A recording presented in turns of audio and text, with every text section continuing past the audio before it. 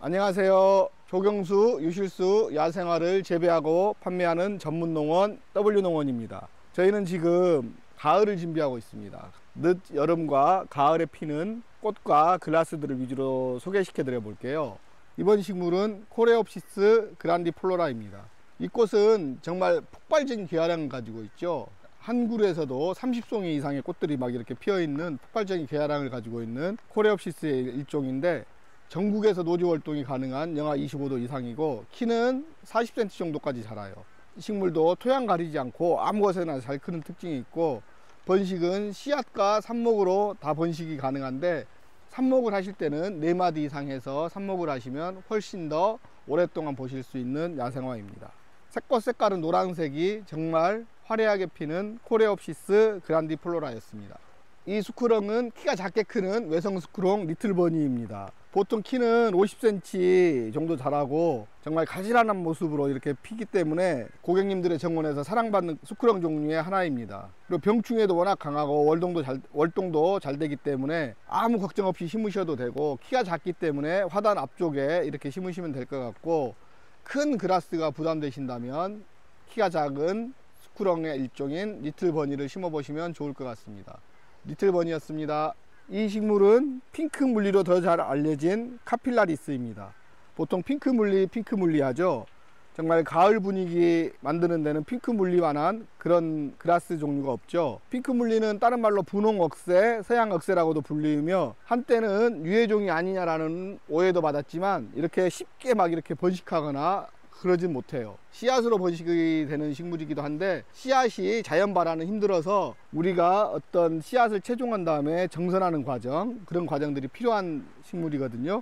그래서 유해종처럼 막 퍼지지는 않으니까 고객님들의 정원에 심어 보시면 좋을 것 같고, 한 가지 아쉬운 점이 있다면 월동이 영하 18도 정도 이렇게 생각하시면 돼요. 그래서 월동이 조금 약한 편인데 중부 이북 지방에서는 멀칭을 해 주시는 게 좋습니다. 볏짚이라 부지포 이런 걸 통해서 멀칭을 해 주시면 월동하는 데 훨씬 도움이 될 거고, 이 핑크물리 같은 경우는 분주하는 시기가 있어요. 아무 때나 분주하면 안 되고, 봄에 새순이 나왔을 때 이렇게 분주를 해서 포기 나누기죠.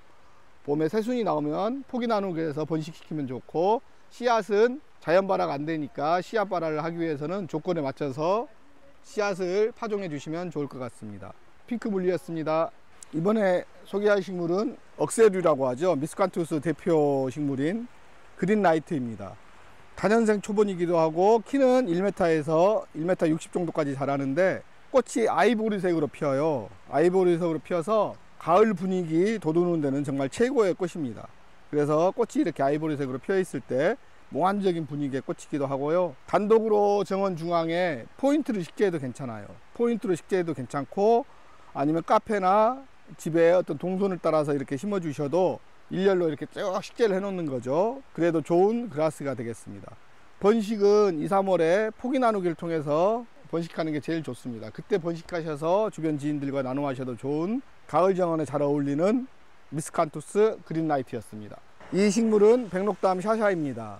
겨울에 상록사초로 굉장히 유명한 꽃이죠.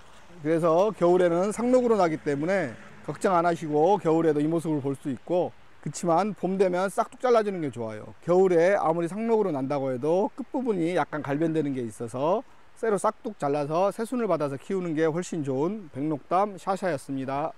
이 식물은 에버라인인데, 에버라인도 역시 상록사초죠.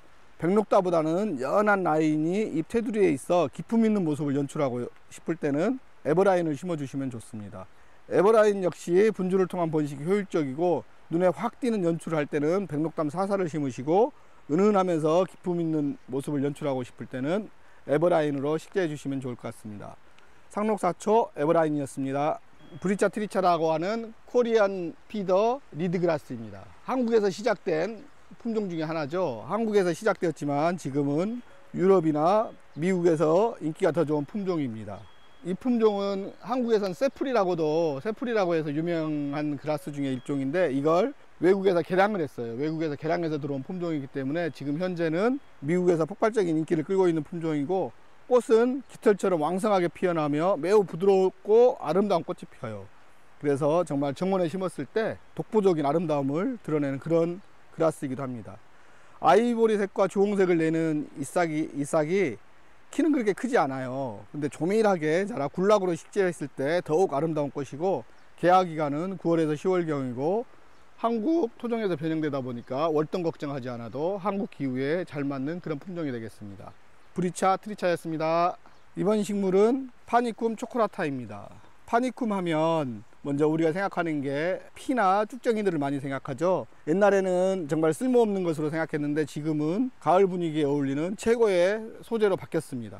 지금은 초콜릿색이 드문드문 보이는데 가을이 짙어갈수록 전체적으로 잎 전체가 초콜릿색으로 확 물이 들어요. 그래서 가을 분위기 내는 데는 정말 최고의 소재라고 생각되는데, 키는 1m20에서 1m50 정도로 자라고 개화 시기는 8월 말에서 9월 초에 개화하고, 잎색은 녹색에서 가을이 깊어갈수록 점점 더 이렇게 초콜릿색으로 변합니다. 그래서 최고의 정원 소재로도 손색이 없고 정말 번식은 걱정 안 해도 되는 식물이니까 한번 고객님들의 정원에서도 심어 보시기 바라겠습니다. 파니쿰 초코라타였습니다. 버라이아 가타입니다. 참억새 변이종이죠. 무늬 참억새, 흰줄 무늬 억새라고도 불리는 식물입니다. 키는 150에서 180 정도 자라요. 폭은 60cm 정도 자라고, 무늬 자체가 화려해서 포인트 경관용으로 많이 식재하고, 글라스 종류 중에서는 정말 이렇게 색깔이 선명한 애는 드물어서 최고 역세로 선정해도 이견이 없는 그런 식물입니다. 그래서 단독 조경으로도 이쁘고 군식을 해서 같이 한꺼번에 심어 주셔도 좋아요. 번식 방법은 포기 나누기로 번식하시면 번식은 잘 되니까 걱정하지 마시고 마음껏 번식해 보세요. 이번 식물은 추명국입니다. 추명국 중에서도 겹으로 피는 겹추명국이죠. 지금까지 추명국은 여러 번 소개를 시켜드렸어요. 그래서 잘 알려져 있는 식물인데 겹추명국은 처음 소개를 시켜드리거든요. 근데 지금 겹추명국은 전국에서도 흔치 않고 굉장히 귀한 식물입니다. 그래서 이번에 겹추명국 중에서 5종 중에 2종은 키가 작게 자라는 외성 품종이에요. 꽃대가 올라와도 30cm 정도 되는 품종이고, 키가 크는 품종은 한 60cm까지 크는 품종이 3가지가 있습니다. 그럼 외성종부터 알려드릴게요. 리틀브리지 핑크입니다. 리틀브리지 핑크는 연한 핑크색으로 피는 겹추명국이라고 생각하시면 좋아요. 그래서 외성종으로 크는 30cm 정도 크는 품종이고, 옆에 있는 리틀브리지 스위트입니다. 리틀브리지 스위트는 외성으로 크는 품종 중에서 진한 핑크색을 원하시면 리틀브리지 스위트를 심으시면 좋을 것 같습니다. 그래서 진한 핑크라고 생각하시면 될 것 같고, 정말 꽃도 겹으로 이쁘게 피는 품종이니까 고객님들의 정원에 한번 심어 보시면 좋을 것 같습니다. 이번에는 키가 60cm 정도 자라는 좀 키가 크는 겹추명국 흰색입니다. 흰색인데 휠윈드라는 품종이죠. 휠윈드는 흰색의 겹추명국이니까 정말 귀한 식물이죠. 이 흰색의 겹추명국을 원하시면 휠윈드를 식재해 보시기 바라겠습니다. 이 식물은 휠윈드 핑크입니다. 휠윈드 핑크는 연한 핑크색으로 보시면 좋아요. 그래서 연하게 피는 핑크색을 원하시면 휠윈드 핑크를 식재해 주시고, 이 품종 역시 60cm 가량 크는 그런 품종이 되겠습니다. 휠윈드 핑크입니다. 이 품종은 파미나라는 품종입니다. 파미나도 역시 키는 60cm 정도 크는 진한 핑크색의 꽃입니다. 그래서 진한 핑크색을 원하시면 파미나를 식재해 보시길 권장드리겠습니다. 이번 품종은 해바라기입니다. 겹 해바라기인데 2종류의 겹 해바라기가 있죠. 이 품종은 더블 웜이라는 품종입니다. 정말 개발자가 엄청난 고통을 안으면서 개발했다고 해서 더블 웜인데, 이 품종의 특징은 키는 80cm 정도 커요. 키는 80cm 정도 크면서 꽃은 이렇게 노란색의 화고가 굉장히 이쁜 그런 꽃입니다. 그래서 해바라기가 지금까지 가정집 정원에서 보기 힘들었던 게 뭐냐면 키가 너무 컸죠. 근데 더블 워미는 외성종이다 보니까 키가 80cm 밖에 안 자랍니다. 그래서 작게 자라는 해바라기를 원하시면 더블 워미를 식재해 주시면 좋을 것 같습니다. 그리고 번식 방법은 삽목을 통해서 번식이 되니까 가정집에서 삽목을 통해서 번식해 보시고 지인 분들과도 나눔을 하시면 좋을 것 같습니다. 감사합니다. 더블 워미였습니다. 이 품종은 선샤인 데이드림입니다. 겹 해바라기 중에서는 좀 얘는 크게 커요. 키가 1m 60 정도까지 자라는 품종인데, 그래서 성인 남자 키에 한 어깨 정도 오신다고 보시면 돼요. 그래도 일반 해바라기보다는 키가 작아서 가정집 정원에도 충분히 식재할 수 있는 꽃이고, 식재 위치는 정원 뒤쪽에 심어 주시면 좋을 것 같습니다.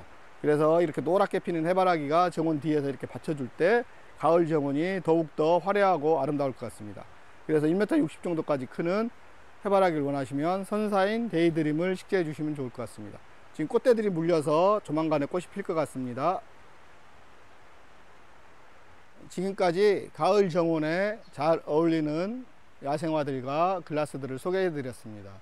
물론 늦 여름에 피는 꽃들도 있는데 그래도 늦 여름과 가을은 같이 가기 때문에 한번 같이 소개를 시켜 드렸고요. 이런 식물들을 통해서 고객님들의 가을 정원이 훨씬 더 운치 있고 아름답게 가꿔졌으면 좋겠고, 지금 장마가 심하다 보니까 고객님들의 가정에 비 피해 없으시길 바라고 여름 무더위에도 건강 잘 챙기면서 정원 가꾸시길 바라겠습니다. 다음 영상에서 뵙도록 하겠습니다. W농원의 농장지기였습니다.